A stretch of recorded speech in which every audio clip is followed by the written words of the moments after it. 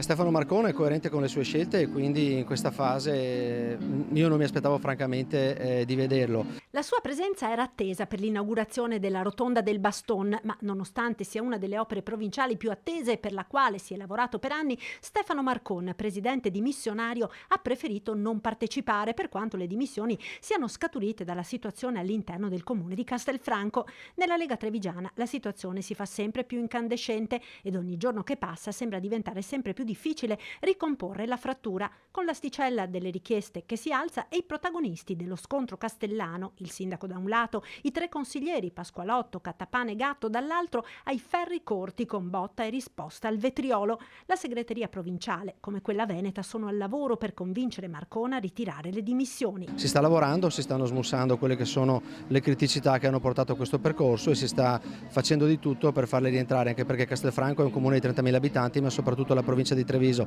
che Stefano rappresenta conta 880.000 abitanti e tutti hanno la necessità di avere un presidente della provincia e Stefano Marcon lo ha fatto benissimo fino ad ora e quindi l'appello che gli faccio è quello di rientrare a ricoprire i ruoli che gli sono stati affidati. Le trattative sono febbrili, la deadline è fissata per il 14 luglio e chissà se la data della presa della Bastiglia significherà qualcosa anche in questa vicenda che sta squassando la Lega Trevigiana e che vede ottimista il neosegretario veneto del partito. Stiamo risolvendo delle situazioni